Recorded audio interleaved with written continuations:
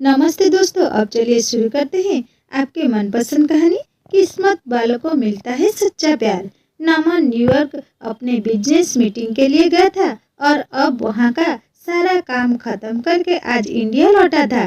नमन Mumbai airport पर इंतजार कर रहा था अपने ड्राइवर का, क्योंकि उसके ड्राइवर ने बोला था कि वो एयरपोर्ट पिक करने के लिए आने वाला है। काफी टाइम हो गया था लेकिन वो नहीं आया और ना ही उसका कल लग रहा था। कुछ देर बाद नमन का फोन भी स्विच ऑफ हो गया क्योंकि चार्ज नहीं था।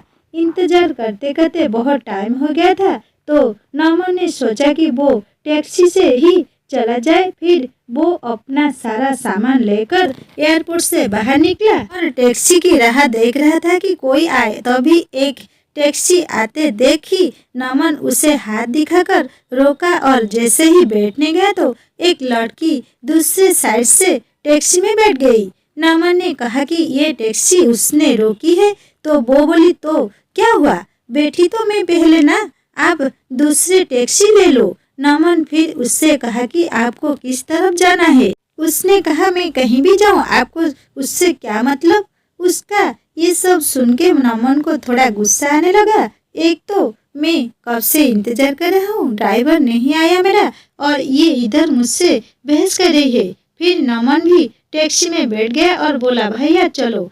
वो लड़की ज्यादा कुछ नहीं बोली और आगे चल के उसका घर आ गया तो वो नमन से पहले ही उतर गई और नमन आगे निकल गया टैक्सी में। फिर जब नमन को प्यास लगा तो वो पानी पीने के लिए पीछे वाले सीट से पानी की बोतल लेने गया तो देखा उधर एक छोटा सा हैंडपर्स था जिसमें एक पैन कार्ड, आधार कार्ड और एक छोटी सी डायरी थी। वो पर्स उस लड़की का था। नमन ने ड्राइवर को बोला कि देखो ये उस लड़की का पर्स इधर छूट गया है, तुम इससे पुलिस स्टेशन में जाके जमा कर देना।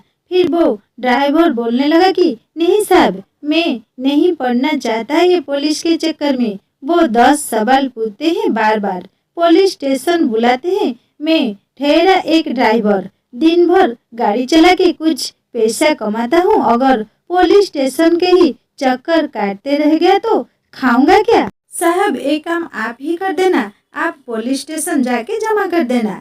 फिर नमन ने सोचा ठीक है, मैं एक जिम्मेदार नागरिक होने के कारण ये काम तो कर ही सकता हूँ। और फिर नमन का घर आ गया। नमन ड्राइवर को उसका भाड़ा दे के उतर गया। नमन के घर में नमन अलावा उनके मम्मी पापा रहते हैं। नमन उससे मिला, उनका हालचाल लिया और पूछा कि ड्राइवर आया क्यों नहीं एयरपोर्ट पर मुझे लेने। तो माँ ने बताया कि रास्ते में गाड़ी खराब हो गई तो उसने तुम्हें कॉल किया लेकिन तुम्हारा फोन ऑफ था। तो उसने घर पर कॉल करके बताया कि वो गाड़ी ठीक करवाने के लिए जा रहा है। नमन ने कहा ठीक है और अपने कमरे में चला गया आराम करने। जब नमन शाम को सोकर उठा तो अपना कमरा ठीक करने में जुट गया जो कि बहुत बिखरा हुआ था। तभी नमन को वो उस लड़की का पर्स दिखा जो उससे गाड़ी में मिला था। नमन ने उसे खोला तो उसमें डायरी था। उसे निकल के देखा, उसमें कुछ फोन नंबर लिखे हुए थे। उसमें एक नाम था नीतू। नमन ने उस नंबर पर कॉल किया और उससे बोला कि मुझे एक पर्स मिला गाड़ी में जिसमें ये डायरी है, उसमें तुम्हारा नाम है और एक पैन कार्ड और एक आधार कार्ड भी है। उसने पूछा कि आधार कार्ड पर नाम क्या है। नमन आधार कार्ड पर देखा और बोला अनीशा।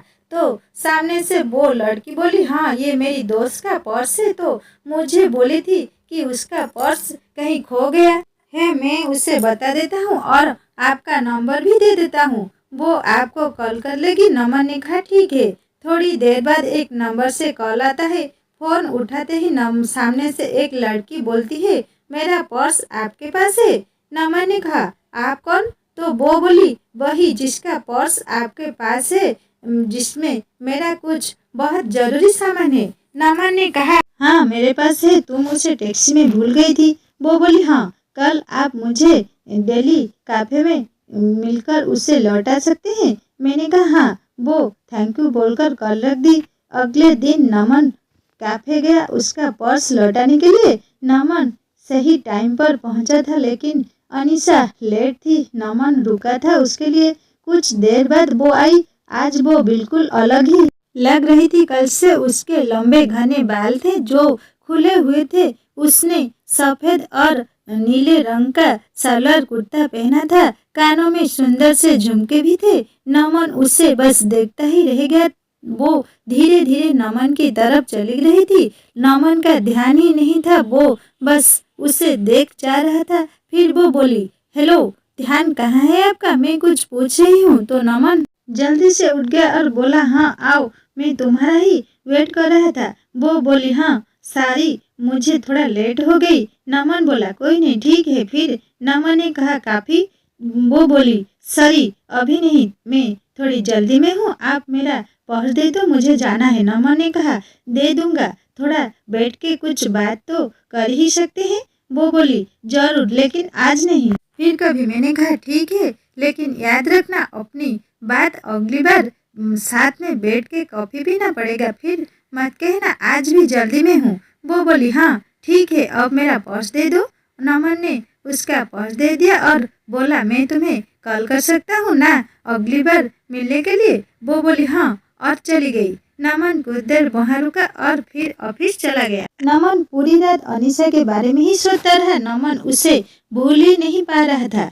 नमन को उसकी एक एक बात याद आ रही थी। अगले दिन नमन के कुछ दोस्त मिले और वो उसे बोलने लगे कि चल आज पार्टी करते हैं, बहुत दिनों हो गए हैं हम दोस्तों ने साथ में पार्टी नहीं किया है। नमन ने कहा, ठीक है, सब चल रहे हैं तो मैं भी चलता हूँ। फिर वो 5 दोस्त एक क्लब में गए। सब वहाँ बहुत नाचे साथ में, फिर थोड़ा ड्रिंक्स भी किया। तभी नमन की नज़र एक लड़की पर गई जो लगातार बहुत ही ड्रिंक्स कर रही थी। नमन ने ध्यान से देखा तो वो और कोई नहीं, अनीशा थी। आज वो बहुत ही अलग लग रही थी। कहाँ उस दिन जब वो नमन से मिलती तो सलवार कुर्ती में आई थी और आज वो स्कर्ट और टॉप्स में ही और ड्रिंक्स कर रही थी। नमन तो बिल्कुल ही चौंक गया उसे देखकर। नमन उसके पास जा ही रहा था उसके बात करने के लिए, लेकिन तब तक उसके दोस्त उसका हाथ पकड़ाकर डांस करने के लिए लेकर चले गए।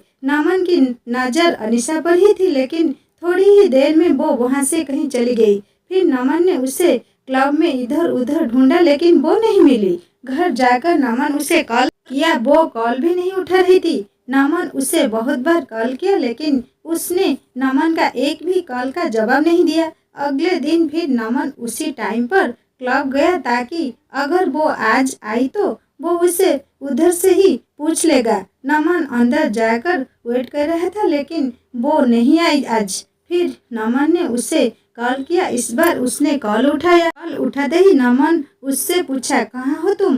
वो बोली, क्यों, क्या हुआ? मैंने उससे बोला कि कल मैंने तुम्हें क्लब में देखा था, तुम हद से ज़्यादा ड्रिंक्स कर रही थी, क्या हुआ है? तुम्हें कोई किसी बात का स्ट्रेस है क्या? वो बोली, नहीं, और कॉल कट कर दी। नमन फिर उसे कॉल लगाया तो उसने कॉल नहीं उठाया। इस बार नमन वहाँ से घर चला गया। घर आकर उसने अनीशा को मैसेज किया कि अगर तुम्हें कोई किसी बात का टेंशन है तो मुझे बता सकती हो। उसका कोई रिप्लाई नहीं आया। 2-3 दिन हो चुके थे, अभी तक अनीशा ने कुछ नहीं कहा था। नमन फिर अनीशा को कॉल किया, उसने कॉल उठाया। नमन ने बड़े आराम से बोला कि तुमने कुछ रिप्लाई नहीं दिया मेरे मैसेज का। वो चुप ही थी। नमन ने फिर बोला, ऐसे चुप नहीं रहो, कुछ बोलो, कुछ परेशानी हो तो बताओ, मैं तुम्हारी मदद कर सकता हूँ। फिर नमन ने कहा, अच्छा चलो कल उसी कैफे में मिलो, तुम्हारा कॉफी बाकी है एक मुझ पे। वो हाँ ठीक है बोलकर कॉल रख दी। नमन बड़ी बेचैनी से कल का इंतजार कर रहा था। अगले दिन वो सुबह सुबह उठा, अच्छे से तैयार होकर अनीशा से मिलने के लिए निकला। आज नमन खुद टाइम से पहले आकर इंतजार कर रहा था। थोड़ी ही देर में अनीशा आई। वो बहुत सुंदर दिख रही थी। आज उसने जीन्स टॉप पहना था और बाल वैसे ही खुले थे। वो जैसे जैसे आगे आ रही थी, चल के उसके बाल उसकी आंखों के तरफ आ रहे थे। वो उन्हें ठीक कर रही हुई आकर रही थी। वो आके नमन के सामने वाले कुर्सी पर बैठ गई। वो शांत थी। नमन ने पूछा, कॉफी? वो हाँ की मुस्कुराकर के साथ से बोली, हाँ। नमन ने वेटर से कॉफी के लिए बोला और अनीशा से बोला, चलो अब बताओ क्या बात है जिससे तुम परेशान हो? पहले तो वो कुछ नहीं बोल रही थी, फिर नमन ने कहा, बोलो कुछ। वो बोली कि मैं मुंबई में अकेले रहती हूँ, यहाँ मैं अपना कैरियर बनाने के लिए आई हूँ। ये बोलते बोलते वो चुप हो गई। मैंने कहा, हाँ आगे बोलो, इसमें क्या हुआ? ये तो अच्छी बात है, तुम अपने कैरियर पे इतना ध्यान दे रही हो। फिर वो बोली, लेकिन अब नहीं हो पा रहा है, मेरा काम में बिल्कुल ध्यान नहीं रहता है, मुझे अपने बॉस से बहुत बार अब डांट सुनने पड़ती है और उसने तो ये तक कह दिया है कि अगर ऐसा ही चलता रहा तो वो मुझे नौकरी से निकाल देंगे। 2 महीने हो गए मेरे इस बर्ताव से, मुझे रोज डांट सुननी पड़ती है। मैंने उसे पूछा, ऐसा क्या हो गया है कि तुम इतनी परेशान रह रही हो? वो चुप हो गई फिर से। फिर थोड़ी देर बाद बोली, मुझे कैंसर हो गया है। ये सुनकर नमन घबरा गया। आगे वो बोलती रही, 2 महीने पहले मैंने चेकअप करवाया था तो डॉक्टर ने बोला कि मुझे कैंसर हो गया है, अभी 2nd स्टेज पर है। ये सुनकर मैं तब से परेशान रहती हूँ कि कैसे मैं सब करूँगी, मेरा इस दुनिया में कोई नहीं है। बचपन से ही मैं अनाथ हूँ, बस कुछ ऑफिस के दोस्त हैं। मैं ये बात अपने ऑफिस में भी नहीं बता सकती कि अगर बॉस को पता चला तो वो मुझे कहीं नौकरी से निकल ना दे। 3 महीने पहले ही मेरा प्रमोशन हुआ है, मुझे हेड ऑफ द डिपार्टमेंट बनाया है और ये सब हो गया। मैं अब क्या करूँ, कुछ समझ नहीं आ रहा है। ये सब सुनकर नमन ने धीरे से उसका हाथ अपने हाथ में लिया और बोला, तुम अकेले नहीं हो, मैं तुम्हारे साथ हूँ। वो चुपचाप नमन की ओर देखने लगी। नमन ने कहा, हाँ तुम सही सुन रही हो, मैं तो उसी दिन से तुम्हें पसंद करने लगा था जिस दिन तुम अपना पर्स लेने के लिए मुझसे मिलने आई थी। ये सुनकर उसने अपना हाथ पीछे कर लिया। नमन ने पूछा, क्या हुआ, हाथ क्यों हटा लिया तुमने? वो बोली, नहीं ये सब ठीक नहीं है, मेरी जिंदगी का ही भरोसा नहीं है और मैं तुम्हें मेरे वजह से कोई परेशानी नहीं दे सकती। नमन उसे प्यार से समझाया कि नहीं, तुम मुझे कोई परेशानी नहीं दे रही हो, मैं तुम्हारा ध्यान रखना चाहता हूँ, तुम्हें अपनी जिंदगी का हिस्सा बनाना चाहता हूँ, मैं हमेशा तुम्हारे साथ रहूंगा, कभी तुम्हें अकेला नहीं छोड़ूंगा। वो बोली, नहीं तुम समझो, कल को पता नहीं मैं रहूं या ना रहूं, तुम क्यों खुद को किसी की परेशानी में डाल रही हो? नमन उसे बहुत समझाया लेकिन वो नहीं मानी और चली गई। नमन उसके पीछे गया, उसका हाथ पकड़ के रोका और उससे कहा, तुम्हें कभी भी किसी की जरूरत हो तो मैं हमेशा तुम्हारे साथ रहूंगा। और फिर अनीसा चली गई। नमन उसे रोज उसका हाल पूछता था, वो डॉक्टर के पास चेकअप के लिए गई कि नहीं, टाइम पर सब दवाइयाँ ले रही है कि नहीं। उस दिन के बाद नमन के कभी भी उसे अकेला नहीं महसूस होने दिया। नमन उसे रोज फोन करता था, उसका हाल पूछता था। 4 महीने हो चुके थे इससे बात करते करते। एक दिन शाम को फोन पर बात करते करते अनीसा बेहोश हो गई। नमन उसे पुकारता रहा लेकिन वो कुछ नहीं बोल रही थी। नमन तुरंत उसके घर जाने के लिए निकल गया। उधर पहुंचा तो देखा कि अनीसा के घर पर कोई नहीं था। फिर उसके पड़ोसियों से पूछा तो पता चला वो उसे हॉस्पिटल में लेकर गए हैं। मैं तुरंत हॉस्पिटल पहुंचा, इंक्वायरी डेस्क पर उसके बारे में पता किया और उसके रूम के तरफ गया। वह 2-3 लोग खड़े थे जो अनीसा को हॉस्पिटल लेकर आए थे। नमन उससे पूछा कि क्या हुआ अनीसा को, तो वो बोले कि अनीसा अपने घर में बेहोश होके गिर गई थी। तो वो उसके घर का दरवाजा थोड़ा खुला था तो एक बच्चे बॉल खेलते खेलते उसके घर में चला गई, तो हमने जाकर देखा तो बेहोश पड़ी थी। अनीसा अकेले रहती है यहाँ, तो हमने उससे हॉस्पिटल लेकर आए। तभी आईसीयू से एक डॉक्टर बाहर आए और बोले, अनीसा की हालत खराब है, हमें उसका ऑपरेशन करना पड़ेगा। नमन ने पूछा, ऑपरेशन के बाद अनीसा बिल्कुल ठीक हो जाएगी ना?